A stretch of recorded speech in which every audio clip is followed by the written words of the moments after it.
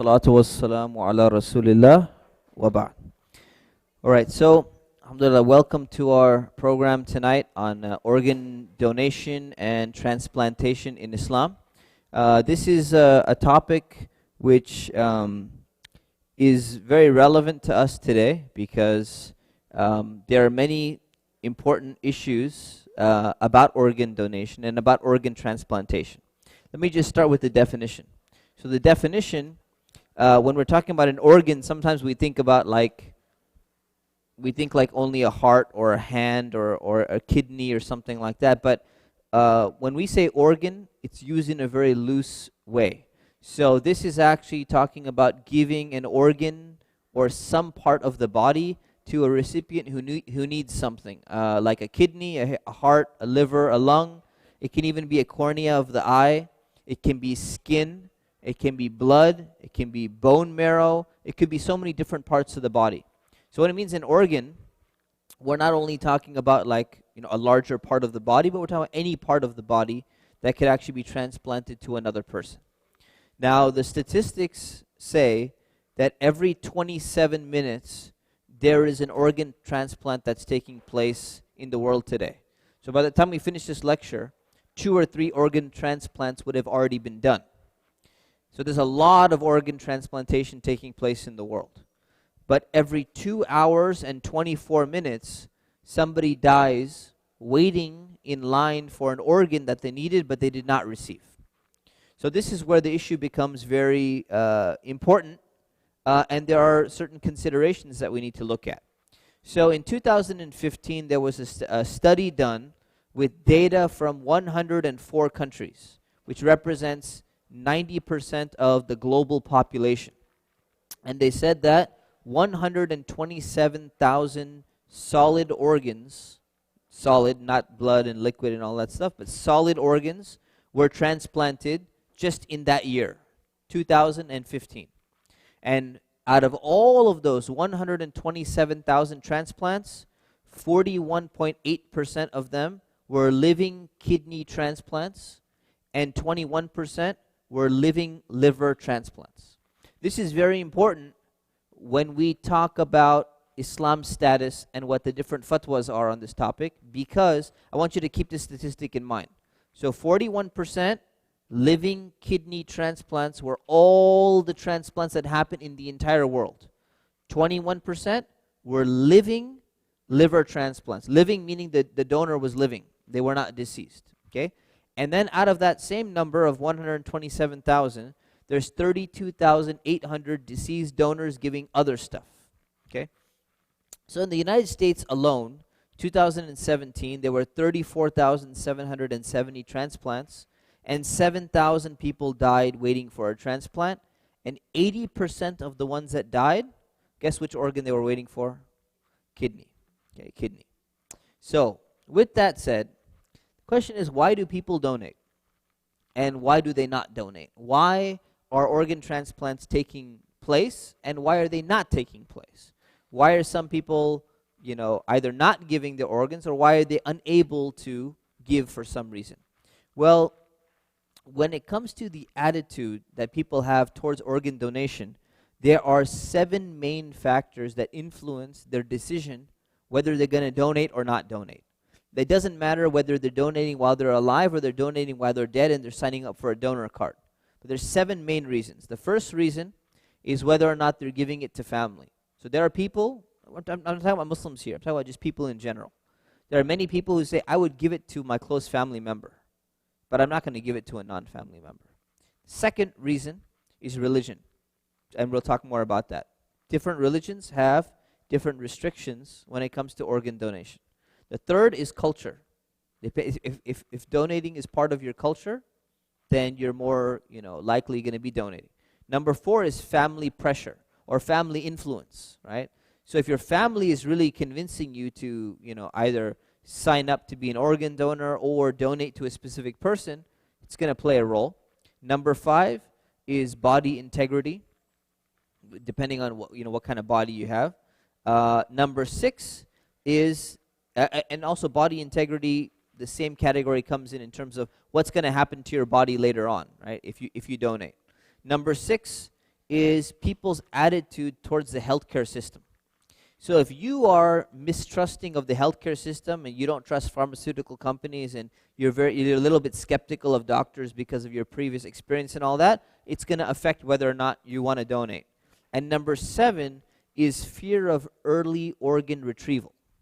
Okay, what fear of early organ retrieval basically means is they say, I'm concerned that if I get into a car accident and I end up in the hospital, they're just going to take my organs out before I'm even dead, and it's going to kill me. So there's a concern that people have. So these are 7 main reasons why people, 7 reasons that affect people's attitude towards donating in the first place. Now, in terms of religion, this is the main thing we're focusing on about Islam's stance. But let's look at other religions. Who are the people, from their religious perspective, they're a little bit skeptical of donating? So among the groups, we have some Native Americans. In their religion, there's an issue with donating organs. There are gypsies, Roma gypsies. If you've ever heard of the gypsy people, there's also a concern that they have.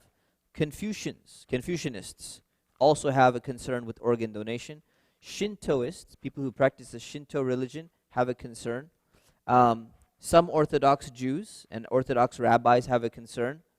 Buddhism mostly is against the practice of organ donation because it's disrespecting the bodies of ancestors and is considered to be something against nature. Jehovah's Witnesses have a requirement that organs must be drained of any blood, and this is due to their interpretation of the Hebrew Bible or the Old Testament as prohibiting blood transfusion. And there are, some other religions that also have certain restrictions when it comes to organ donation. So we're going to look at what Islam says regarding these things. So first of all, Islam is not the only religion that actually discusses organ donation, and it's not the only religion that actually has some concerns about the procedure and the process of organ donation and putting conditions on there. So it's very important to keep that in mind when we approach that. So let's look at what are the Islamic source texts, right? Whenever we're looking at something from an Islamic perspective, we want to understand what Islam says about something. We go back to the Quran, and we go back to the Sunnah, the teachings of the Prophet Muhammad, peace be upon him. So some of the verses and statements of the Prophet, peace be upon him, that have been used against organ donation are, one of them is a verse which says, and verily we have honored the children of Adam. It's in Surah Al-Isra, verse 70. And you say, well, wait a minute, what does that mean? God says that we have honored the children of Adam, meaning we've honored human beings. So they say, well, cutting open a human being just to transfer something is considered to be a dishonor to the human body, right? Whether it's alive or whether it's dead, different interpretations, whether it's going to be alive or dead. The second thing that they've used is a hadith of the Prophet, peace be upon him, where it says that he used to encourage giving charity and preventing and stopping muthla. Now this word muthla means what's it called? Like desecration, right? Or mutilation. Okay, mutilation of a body is considered to be something which was prohibited by the Prophet, peace be upon him. And in another hadith, he said, avoid muthla, avoid mutilation. So regardless of what's happening, you should always try to make sure you show respect to a dead body and never mutilate that body, no matter what, whether you're alive or whether it's dead. So there's a sanctity that exists in the human body that's based on that verse and is based on these hadith. One of them is in Bukhari, one of them is in Muslim. These are very strong sources, but again, it's not 100% clear-cut saying that organ donation is necessarily desecrating or mutilating the body. So we're going to look at that. The next hadith is where the Prophet, peace be upon him, he said, breaking the bone of a dead person is similar to breaking the bone of a living person. So based upon that, scholars have looked at that and said, well, wait a minute. That means that after the body has died, even if you break the bone of a dead body, it's like breaking the bone of a living body, which is a huge sin. That's a very bad thing to do, right? Break someone's bone, right? So the same thing applies to a dead body. This is a hadith in Abu Dawud, Ibn Majah, and the Musnad of Imam Ahmad. Its authenticity has been disputed among scholars. But if it's strong and if it's authentic, then it means that there is a part of desecration of the body that exists even after death. And some people have said maybe because, the dead body can, feel that as well even after it's dead. So there's a scholar by the name of Imam Tahawi. He lived about 1100 years ago. Okay, he lived about around 300 or so after Hijrah. He says in his book Sharh Mushkil al-Athar, he says this hadith shows that the bone of a dead person has the same sanctity and honor as the bone of a living person. So this was his commentary on that. And then you have another hadith related to this in the Musannaf of Ibn Abi Shaybah. He says that the Prophet said, harming a believer after his death is similar to harming him in this life. So the way you cannot harm a living body, you should not be harming a dead body as well. So this was one of the main hadith on the subject. The second one is it says that Allah's curse, the Prophet, peace be upon him, said, Allah's curse is on a woman who wears false hair or arranges false hair for other people. Right? Now these hair extensions and all that we're talking about, this is specifically talking about human hair. So Imam Nawawi is a very famous scholar. He wrote a book called Riyadus Salihin. He wrote the 40 hadith of Imam Nawawi. Few people have heard of Imam Nawawi before. So he writes in his commentary on Sahih Muslim, and this hadith is in Muslim, is very authentic. He said, if human hair is being used for these hair, it wasn't just hair extensions, but it was like hair beautification. You add other parts of hair. If human hair is being used, it's unlawful by consensus, according to all scholars. Whether it's the hair of a man or it's the hair of a woman, because all the narrations of the Prophet, peace be upon him, prohibit this. And he says it's also unlawful to take benefit from the hair and all other organs of a human body. Right? So all of these things, you're not allowed to take any benefit from them. Okay? So looking at that, organ donation was not like a very widely discussed thing at that time, but scholars have looked back and said, well, wait a minute, you have a hadith about the Prophet, peace be upon him, saying not to use human hair from one person to another person, and this is something that is prohibited. So scholars have looked at that and said, well, this can be a reason for the prohibition of organ donation. Okay? And then they used another verse of the Quran, which we'll skip that one. So then the verses that have been used for permissibility of organ donation, I'm just presenting both sides here, okay? The verses that have been used for, it says that whoever saves the life of one person, it is as if they've saved the life of all humankind. This is chapter 5, verse 32. So it's saying that basically, look, it's not in the same category. If you're saving the life of a person by doing this, look, you've saved the life of the entire person. Even if you had to disrespect, let's say, human hair or body or something like that, that's not such a big deal. You're saving an entire life. So breaking a bone of someone, according to the hadith, versus saving entire mankind, there should be some reason for that. There should be some leeway for that. And then another verse, it says that He, meaning Allah, has only forbidden you dead meat and blood and the flesh of swine and that on which any other name has been invoked besides that of Allah. So basically this verse says, these are the things which have been prohibited for you to consume as Muslims.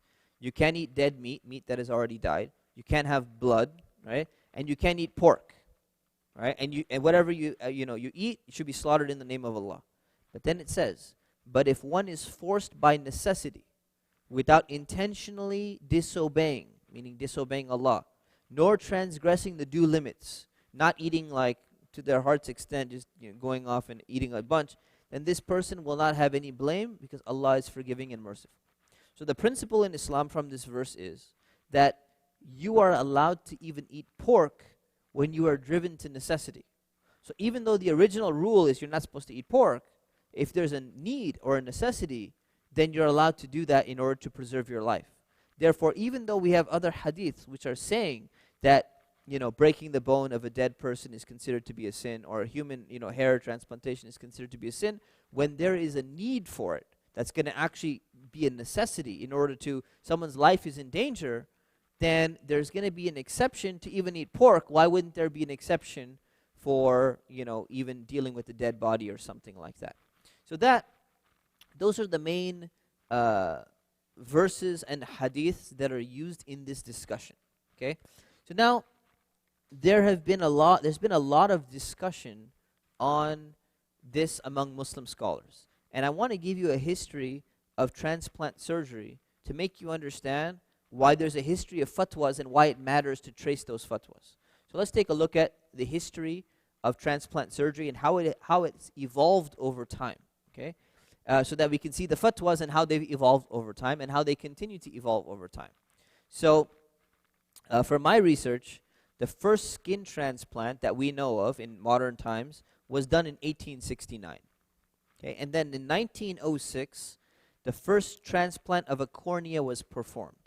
All right? So I want you to think about that. Between 1869 and 1906, guess how many Muslim scholars are going to be talking about cornea transplants? None.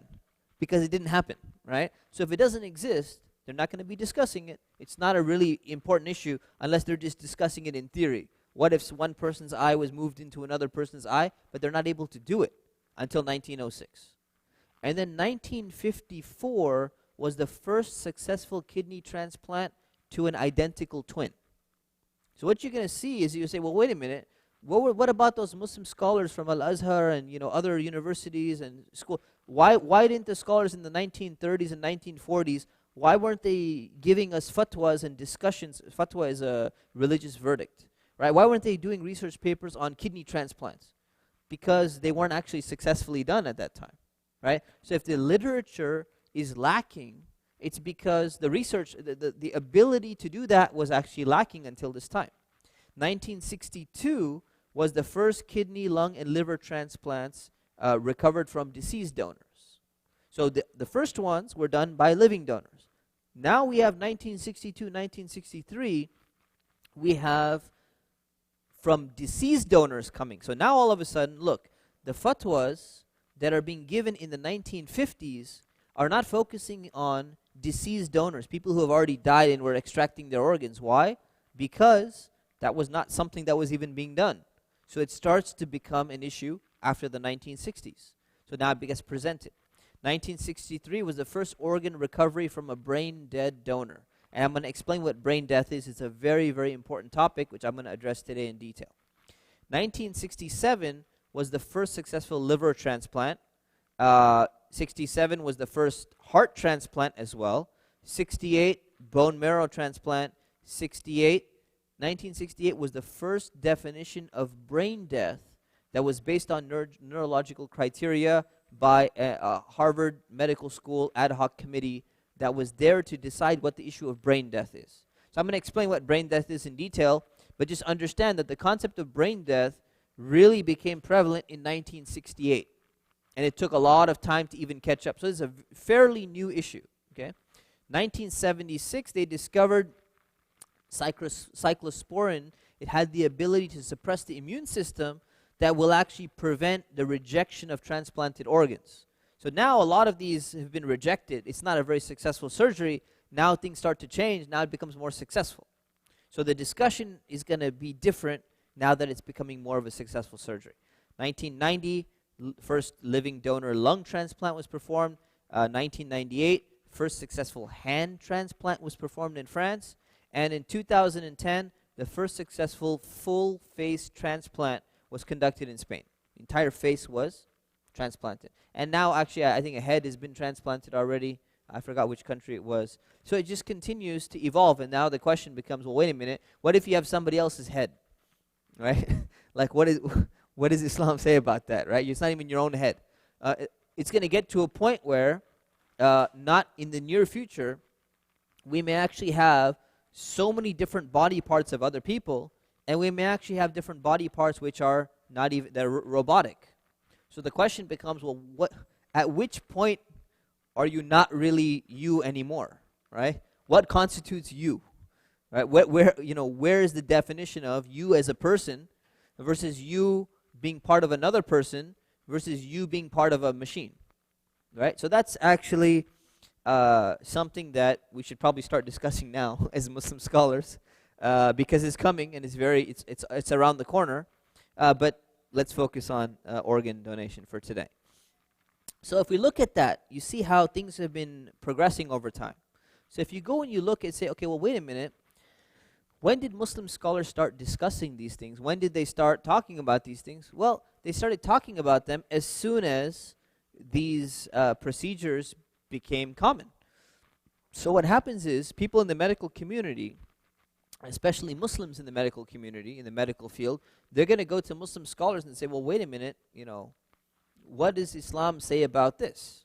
Right? Because it's just not default, everything is allowed. These are serious moral considerations that we have. When we say moral considerations, Islamic considerations in Sharia, in Islamic law. The people who are doing this, mostly from Western countries, they also are concerned about the morality and the ethics involved in transplanting some of these things. So they go to their philosophers and they say, we need some guidance on what are the ethical implications of transplanting these things, because they don't necessarily have a religion. So people who are secular, they don't have a religion, they don't go to religious authority. So they go to their philosophers, who are their ethical, moral philosophers, to say, hey, what do you say about this, right? So they're discussing it, Muslim scholars are discussing it, while Western ethicists are discussing it at the same time. Okay? This is important to understand. So what do you find? So Muslim scholars, they go back.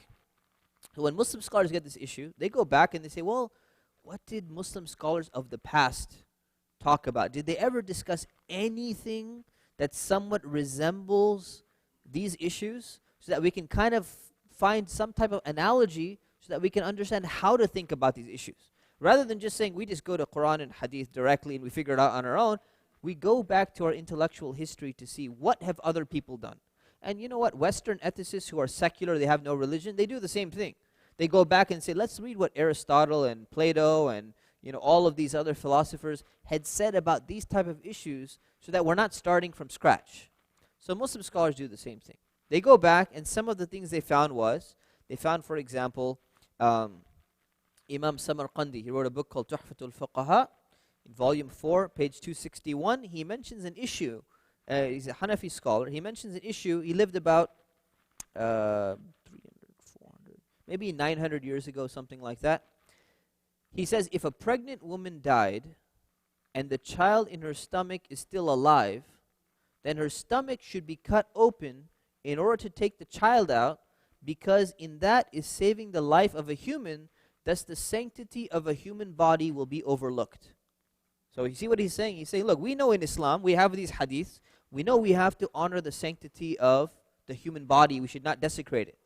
But if a woman dies and there's a child in there, we have to choose between two, and what we're going to do is we're going to cut open that body. It doesn't matter if we're desecrating the body, because there's a greater benefit there, therefore we have permission to go ahead and do that. Then we look at Imam Nawawi again, lived about 700 years ago or something like that. Imam Nawawi, the same one I was mentioning, he wrote in his book called Al-Majmu', he talks about teeth transplantation. He talks about bone transplantation, which was happening probably during the time of Muslims, when they were in their golden age. Muslims were very advanced in science and medical practice. So he talks about teeth transplantation, bone transplantation. Can you change this from one person to another, and in what categories and circumstances, and all of that stuff. So you have a discussion on that. Then you have another book called Al-Fatawa Al-Hindiya, or Fatawa Al-Alamghiriya, which is a group of Muslim scholars came together in India. This is about, again, like 600, 700 years ago, something like that. And they discussed this issue. And they said, if a person feared death due to hunger, and another person said to him, so let's say you're afraid of death, you think you're dying, another person comes along and says, cut off my hand and you can eat it. So Muslim scholars are thinking about this, say, what should we say? Or the person says, you can cut off part of me and you can eat part of me because you're dying. He says, it will be unlawful for him to do so. So the Hanafi scholars at that time, they said, it's not going to be allowed to do that. And he says, similarly, it is impermissible for a desperate person who's starving to cut part of his own self off and eat it.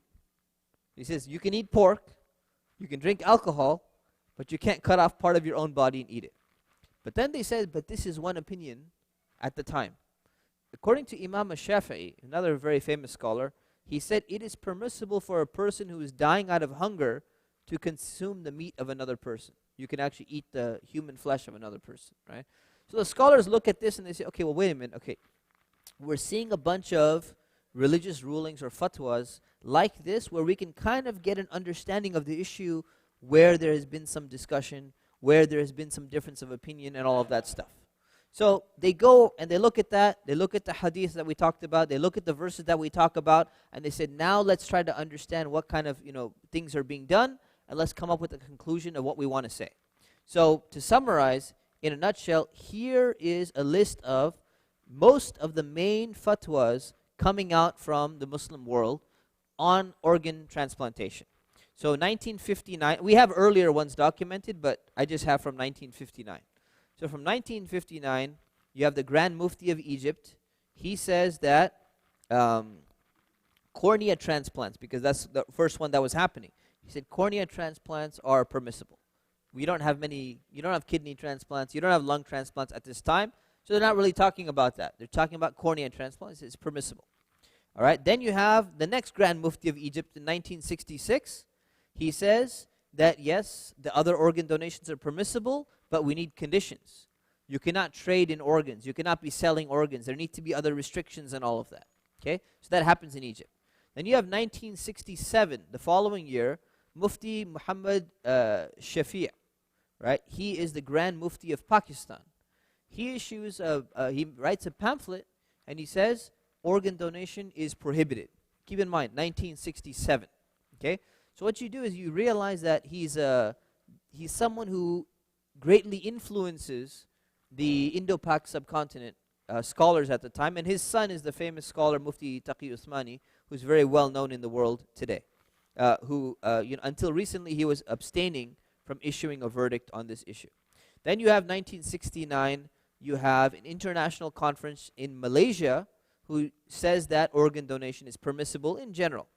And then the Algiers Supreme Islamic Council says it's permissible. And then you have a bunch of other people. Supreme Council for Fatwas in Jordan says it's permissible. Senior Ulama Council in Saudi Arabia says it's permissible. The next fatwa. So you have all these fatwas coming down all the way from different groups, sometimes from an individual scholar, sometimes from a group and collective scholar from a country. And what happens is that while the technology is changing, sometimes the fatwa is changing. Okay, so we're going to see that in a moment. Now, out of this list, the most influential bodies that exist over here are a few. One of them is the IIFA of the OIC. IIFA is the Islamic Fit Academy of the OIC. OIC is the Organization for Islamic Cooperation or something like that. It's like the group of all these Muslim countries. It was established in 1981 in Jeddah, which is in Saudi Arabia, and they ruled that live donation and cadaveric donation, meaning deceased donation, is allowed in principle. But then they put a bunch of conditions there, but they said generally it's allowed. This fatwa is one of the most prominent fatwas that exists in terms of the one that people quote so much. It's from 1988, Islamic Fiqh Academy, Book of Decrees. It's even quoted on the government's website, organdonor.gov. If you look at the religions, they quote this fatwa and say, see, it's permissible for Muslims to go ahead and donate organs according to this fatwa, where you have a representation of many different scholars coming from many different parts of the world. So they say in principle. But then if you read the fatwa very clearly, they have this wording here, and they say, all cases having to do with this topic are subject to further research and discussion, and they should be studied and discussed in a future session in the light of medical data and Islamic rulings. So they're saying this is kind of like a preliminary statement that we're giving you, but we need a lot more, detail. We need more research. We need this. We need that. So don't assume that this is like some kind of be-all, end-all binding type of thing. Okay. The second most influential body is the IFC, is the Islamic Fit Counsel from the Muslim World League, which was established in 1977 in Mecca. Also has scholars coming from around the entire world, all meeting in Mecca, discussing issues like this. So in 1987, they had a fatwa that was released, which says basically the same thing, that live donation and cadaveric donation, deceased donation, is allowed in principle. Okay?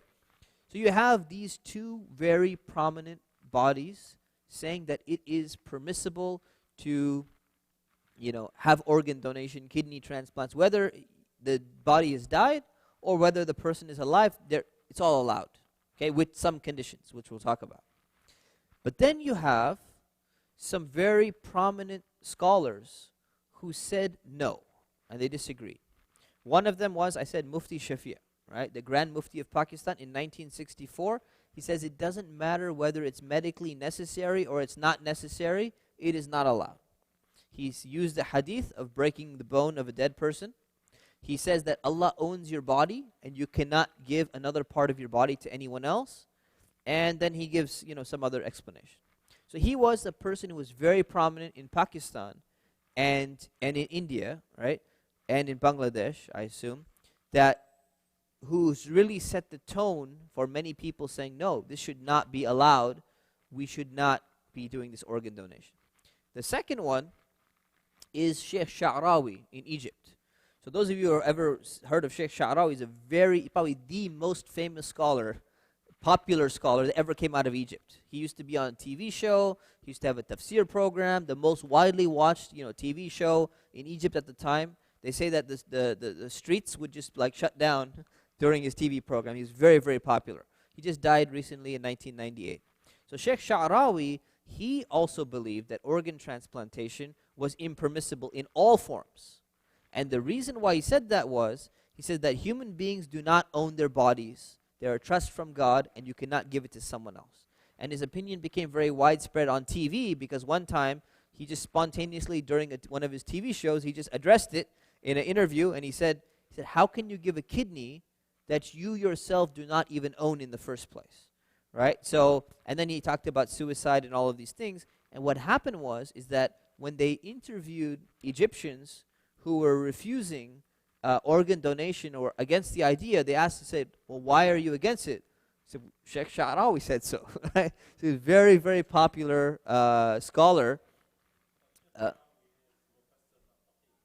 Well, I mean, he's a graduate of Al-Azhar, right? So to say he's mufassir and not faqih, again, he's a graduate from Al-Azhar. He may not be a specialist in these issues, but this is alhamdulillah, this is his opinion.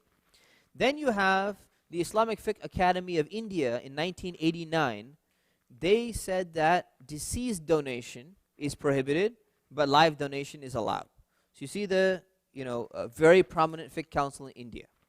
And then you have the Grand Ayatollah Sistani, who is the leader of the Shias of Iraq, not Iran, the leader of the Shias in Iraq. He said it is not permissible to remove any organ from the dead body of a Muslim, right, for a transplant or anything like that. And he has a whole fatwa against that. So he says this is not allowed, and he's very staunch against that. Now you notice that in Iran it's different, and in Iraq it's different. And these are the Shia school or the Shia sect in that sense. So these are the most popular fatwas that are pro, and the most popular fatwas that are against. Or you could say the most influential that influence the Muslim community around the world. Then you find, I'll take questions at the end, inshallah, unless it's directly related. It's like a clarification. Oh, go ahead.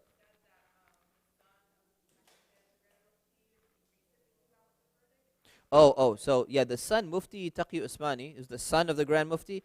He said that I don't have an opinion. Recently, he said, I don't have an opinion on this issue, although I think there might be some leeway for it. I'm undecided. So that's what he said. So he's not following his father's opinion. He's not against it, but he's not coming out and saying he's for it yet either. So that's and then you have the Islamic Religious Council of Singapore. Right? In 1973, they issued a fatwa which says that if you make a pledge in the form of a will and you say that you want to give some of your organs, it is not allowed because you have to honor the human body, and this is dishonoring the human body. 1973. And then what happened is in 1985, they reconsidered and they said, now that there's medical advancements, and you saw the chart before, you saw the different things being done. Now that there's medical advancements, we have reconsidered our position, and it is allowed. And we were just saying the previous fatwa because we were concerned about, we wanted to be a little bit on the safe side because we still were not sure what's going to happen in terms of technology and all of that. But they said now it's allowed because protecting human life is more important than protecting the dignity of the body. Just like what Imam Samarqandi had said, centuries ago, right? Then there's another fatwa that came out of England, out of the UK, and there's fatwas that coming out of the Netherlands and many European countries. And what you find is that these fatwas issued by Muslim scholars tend to be influenced by political circumstances. So it's unfortunate. So what you find is, for example, in England, there's a bunch of people who hate Muslims. We call them Islamophobes or Islam haters, right? They started saying that, hey, you know what? In England, there's a very large population of Indo-Pakistani, Muslims. So if they're following either the India Fit Counsel or they're following Mufti Muhammad Shafiq, and they're saying that we don't do donation, then you see that that's one of the reasons why donations may be low. And that's not the only reason. Again, we said there's culture, there's family pressure, there's this, there's that, so many different reasons. So these Islam haters in England and in the Netherlands, they said, well, you know what? We need to pass a new law.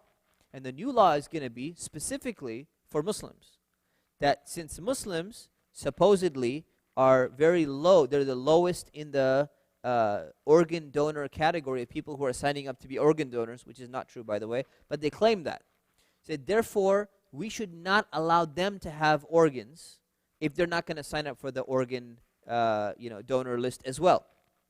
So the Muslim scholars looked at that and they said, whoa, now we have a problem. This becomes part of Islamophobia. This becomes part of discriminating against Muslims in particular, and this rule is designed to actually cause Muslims a problem.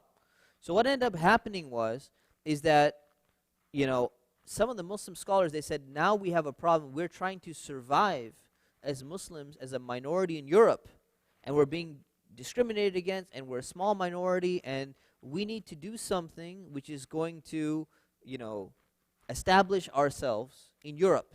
So what happens now is you find that there's more leniency in kind of adopting and acknowledging any type of general medical practice that comes out in order to kind of appease the society of making sure that we can exist and remain in Europe and all of that.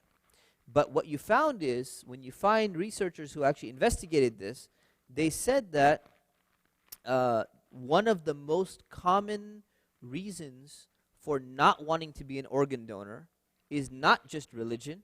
It's actually one of the most common reasons of wanting to donate an organ in your community is feeling a sense of solidarity with the broader community and believing that donated organs are put to good use.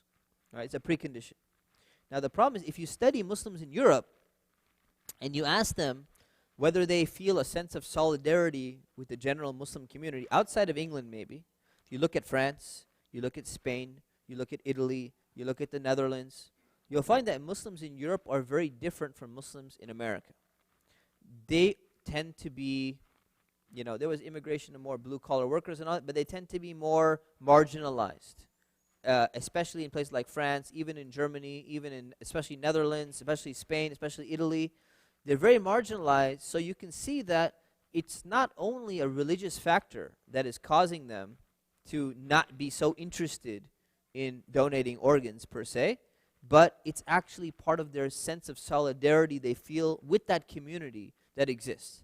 So you have this few fatwas that were passed in Europe that are very much not in line, or they're more accommodating than you find all the other fatwas coming out of the Muslim world. And this is one of the reasons for it, because politics plays a role in giving a fatwa when Muslims are living as a minority and they feel they're a persecuted minority, and they feel that, when they're trying to decide between this or that, it's a little bit of a gray area. They want to kind of choose the gray area on the side where it's going to be in their own best interest from a political perspective. So we have to keep all of those things in mind when we're analyzing these fatwas and understanding them. So with that, there are certain sub-issues, right? So again, going back to this list, if you look at the list across the board, the vast majority, I know it's kind of small, the vast majority of all of these bodies have said that it is permissible in principle. Organ donation is permissible in principle, the vast majority. Now the minority is a small minority, but it's a significant minority. Okay? So it's not just like some dismissed minority, it's a significant minority. But at the same time, people should not confuse this and think that because you have all the X boxes checked in the permissible category, that this is some kind of blanket approval that all of these people are saying that, it's okay. So there's a paper that came out by Van den Branden and Brockhart. All right, Van den Branden and Brockhart in 2011. They said we analyzed 70 English Sunni fatwas in addition to the old ones, right? And we subjected them to an in-depth text analysis in order to reveal the key concepts in the Islamic ethical framework regarding organ donation and blood transfusion. And what they said was, our analysis shows that all 70 fatwas allowed for organ donation and blood transfusion. What they didn't mention is the detailed conditions that were attached to the permissibility of that. So that's what we're going to go through now. Okay, so hopefully the first topic is it allowed or is it not allowed? But then what are the conditions under which it's allowed? It's very important to go through that. So the first condition is pretty simple, is that there must be a genuine medical need, right? And there should be no harm done. This is a general principle in Islam, that there's a need or a necessity and there's no harm. So what does that mean? So for example, in some of the fatwas you find, it says it's haram to haram means prohibited. It is haram to transplant an organ on which life depends, such as transplanting the heart from a living person to another person. Now you say, well, that's pretty obvious, right? Why would you even need that fatwa?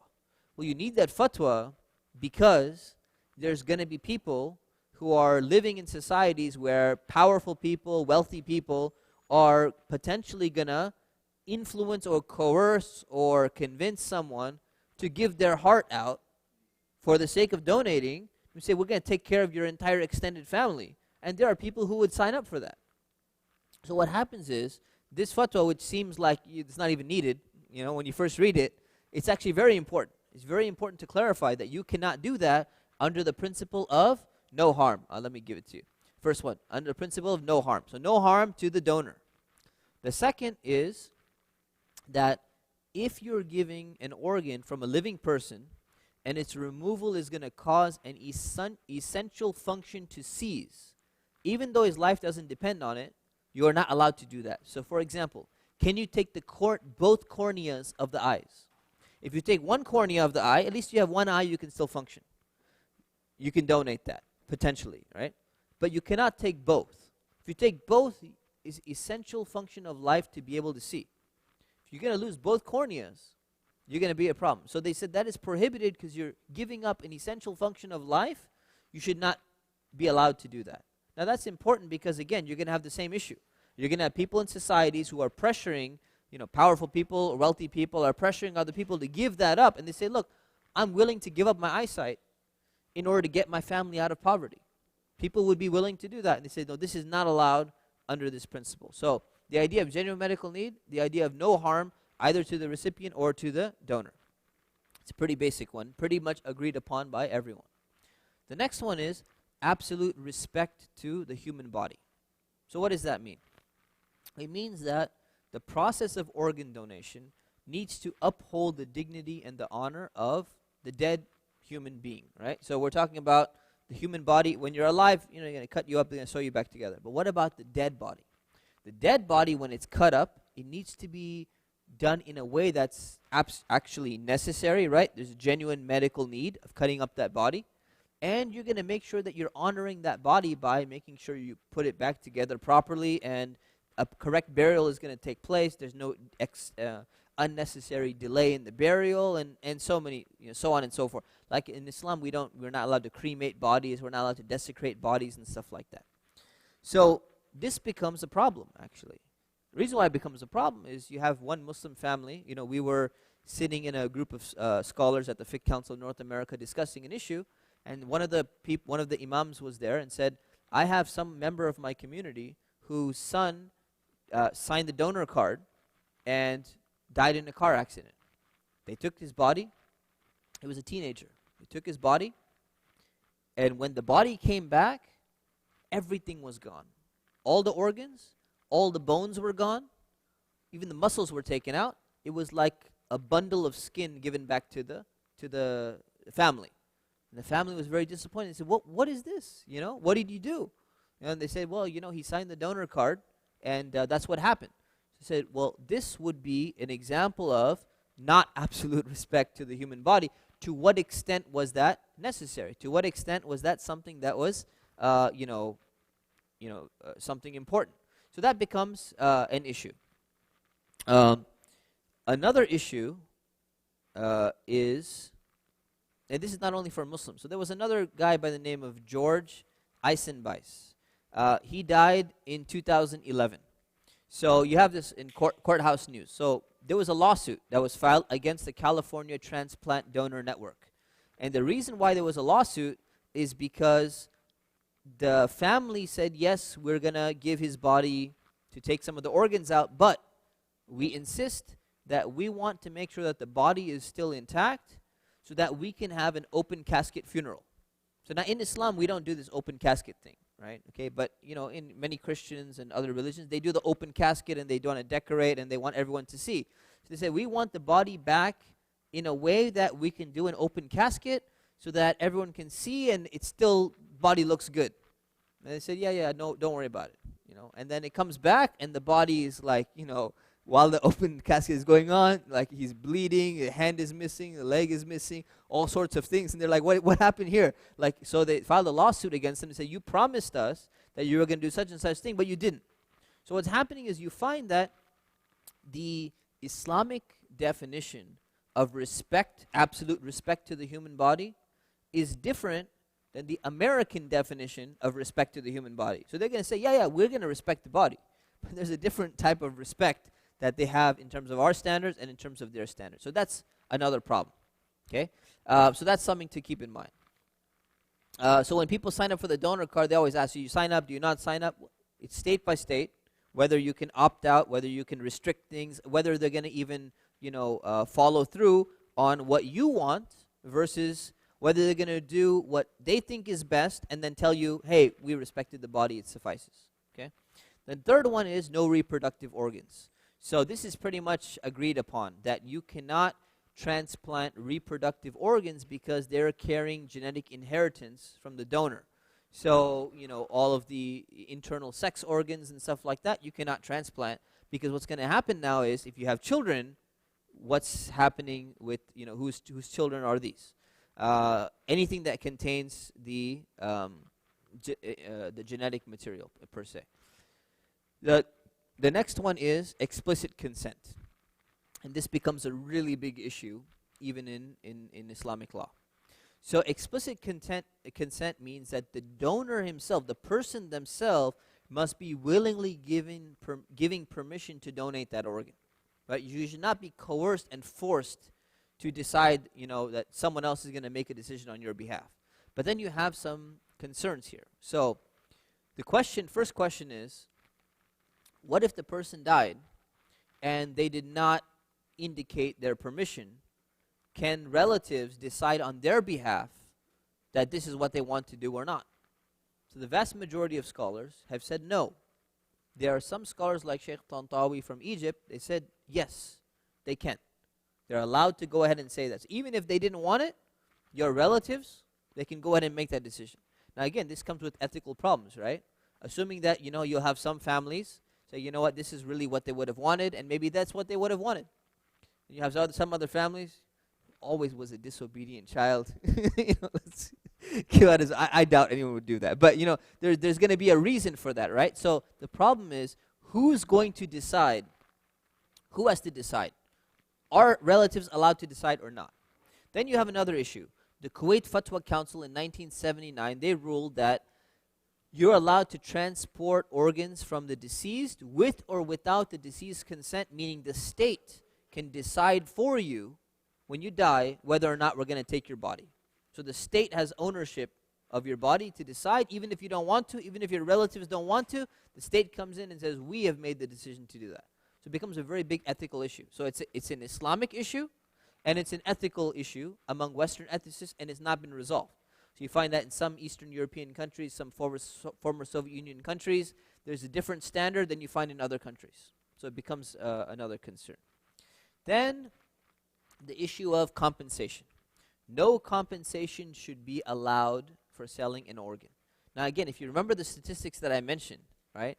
A person is dying every 2 hours and 30 minutes or so, right? I mentioned, because they can't get an organ. So I say, well, you know what? People are waiting.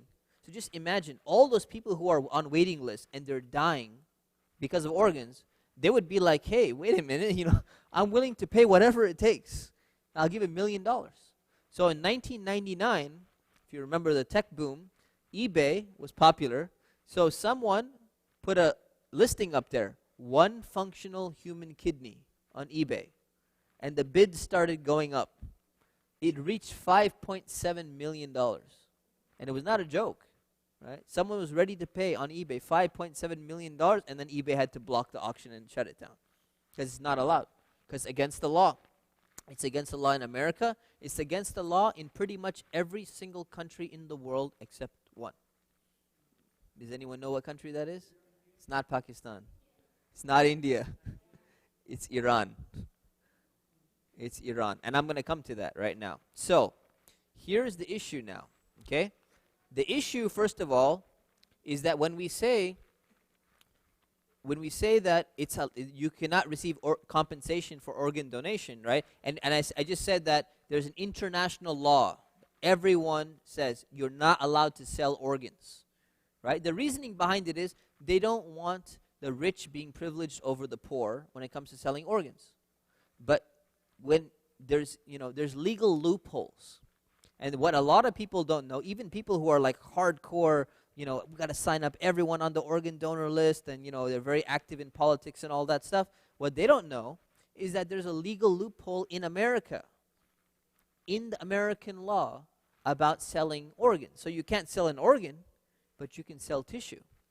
So there was an article in 2012 in the Huffington Post that says that the title of the article is "Abusing the Gift of Tissue Donation." So basically what they wrote is that families often don't know that when they okay donations to nonprofit organizations, such as the California Transplant Donor Network, the tissue regularly goes to for-profit companies in order to feed a billion-dollar industry that uses those tissues from everything to repairing a knee to plumping up a penis. Okay? And then it says, few states in America require that companies tell their families that their loved one's tissue can be sold overseas. They can be sent to a for-profit company, or they can be used in cosmetic procedures such as wrinkle fillers and nose jobs. So what's happening is, that boy I gave you an example, they took everything out, right? There is no law in America that prevents those tissues from being sold to a for-profit company. In fact, it is very routinely sold to a for-profit company, and people who are, signing up for that don't realize that they don't realize that because the California Transplant Donor Network is a non-profit organization. So I'm giving it to a non-profit organization.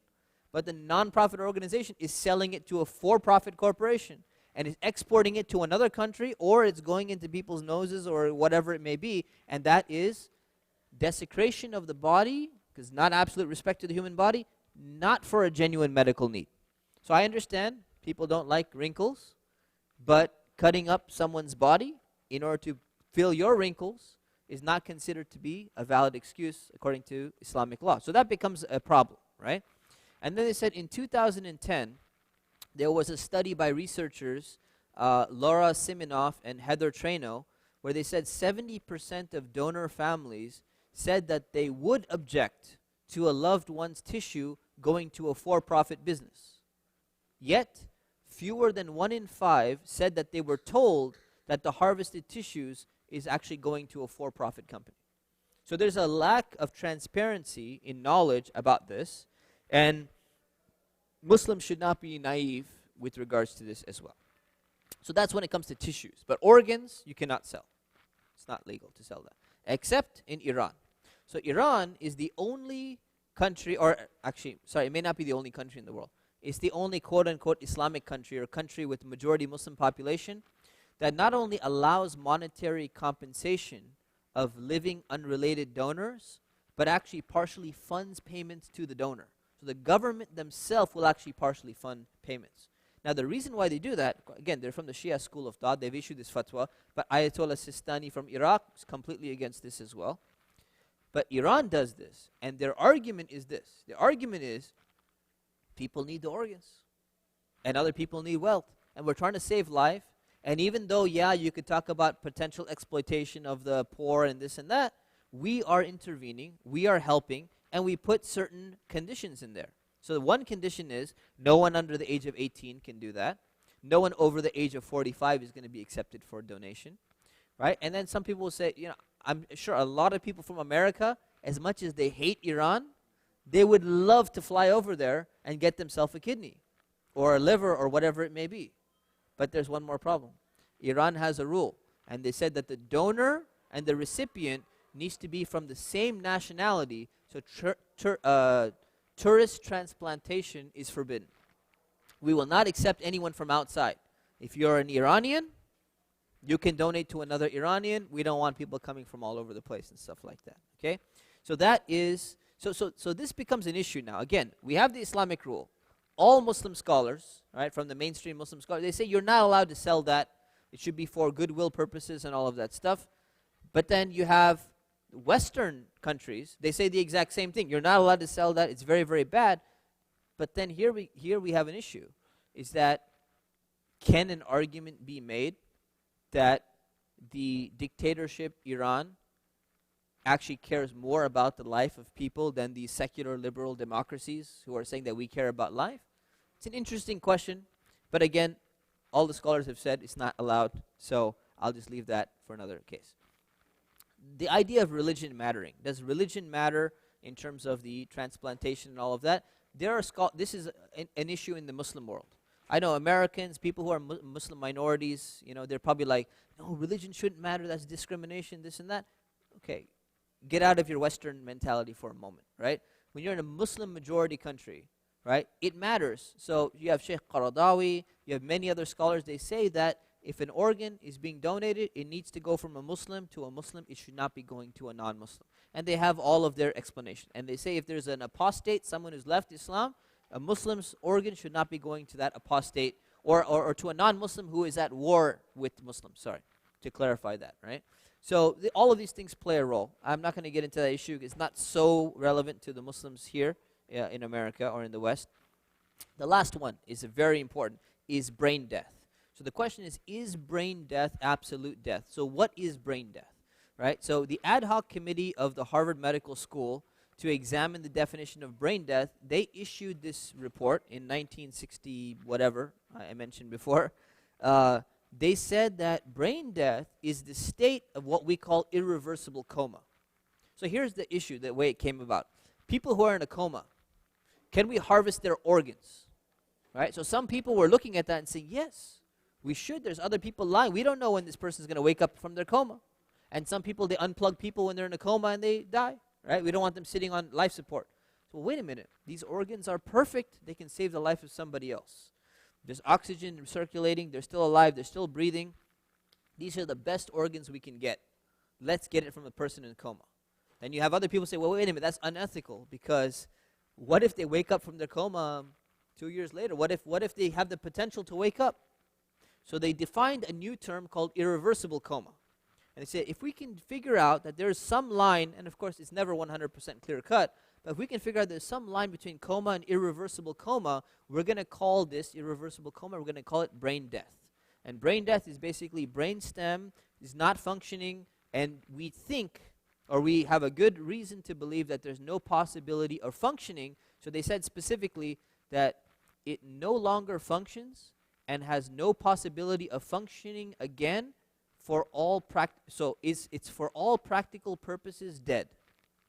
So the idea is, if the brain stem or the brain is for all practical purposes dead, then we're going to call that brain death. Now the problem with the idea of brain death is, what does death mean? What is the concept of death, right? So medical practitioners, they don't have a clear, people are like, well, why is so many, some people always come and they'll be like, why is so many different fatwas? Why can't the scholars be clear?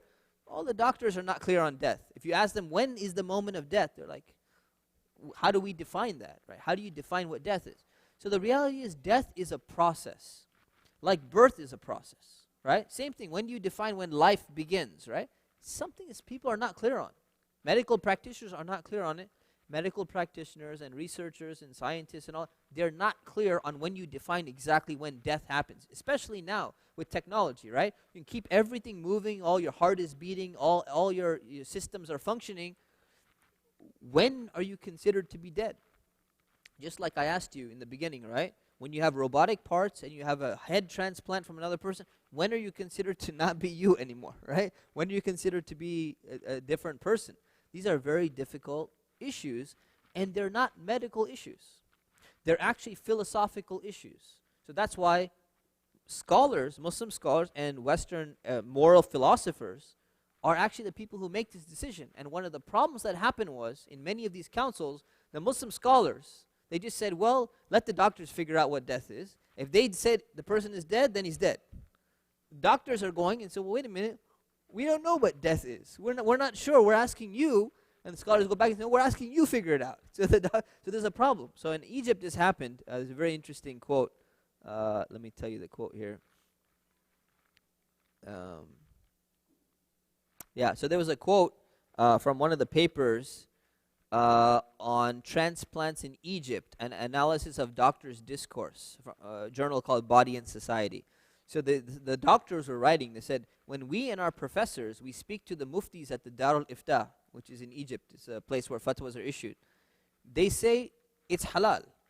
Organ donation is halal. But it leaves so much up to the doctors that we're not certain about it.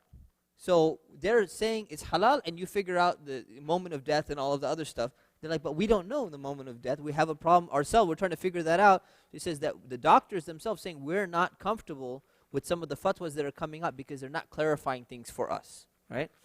So again, here's a diagram of the beginning of life, end of life. You notice there's a curve. So death is a process. So at what moment do you declare a person dead?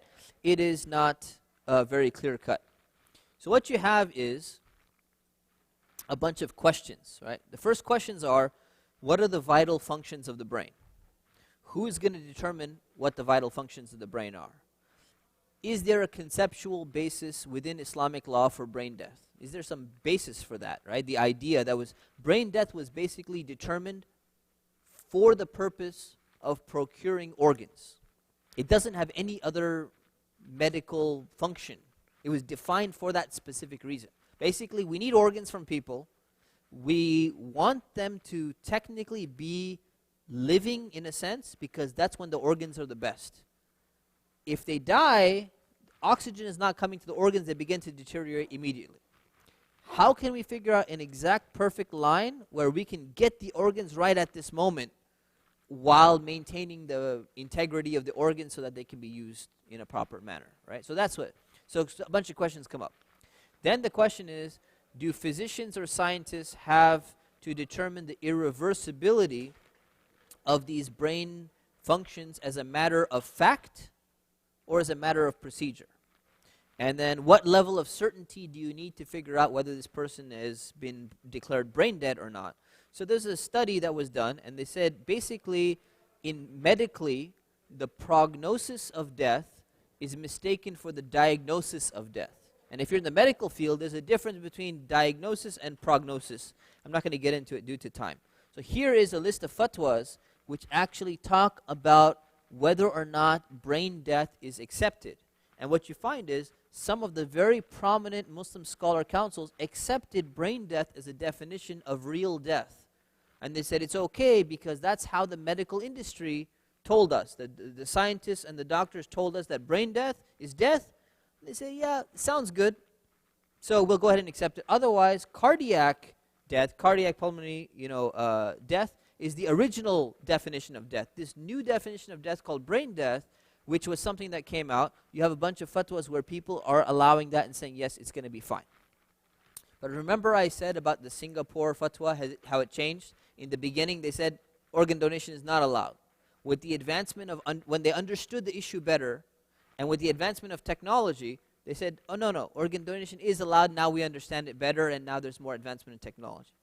The irony is that now that technology is developing, now that Muslim scholars and medical practitioners and philosophers are better understanding what brain death, quote unquote, actually is, they're reversing and changing their opinion and saying brain death is a very problematic concept. We gave the fatwa in the 80s and the 90s that, hey, well, Harvard said brain death is brain death and this and that. Now they're changing their mind, and they're not the only ones changing their mind. Even Western philosophical ethicists are changing their mind and saying this is a very problematic concept. It's something that we need to go ahead and look at in more detail.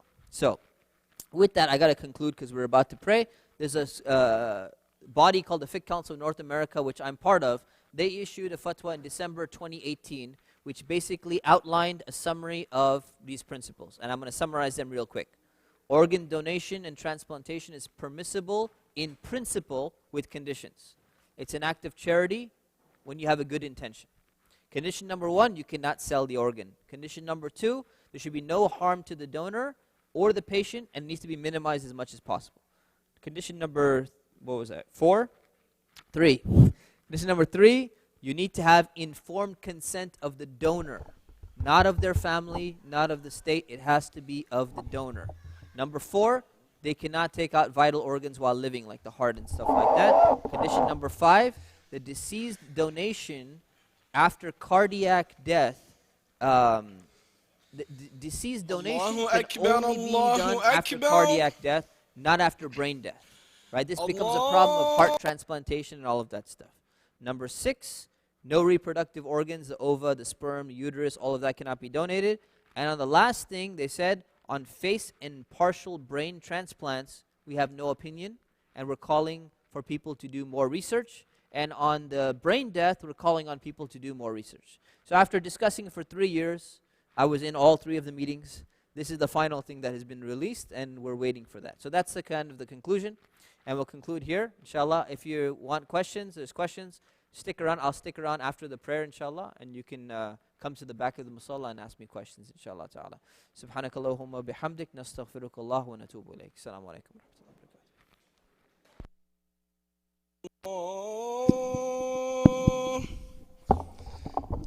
أشهد أن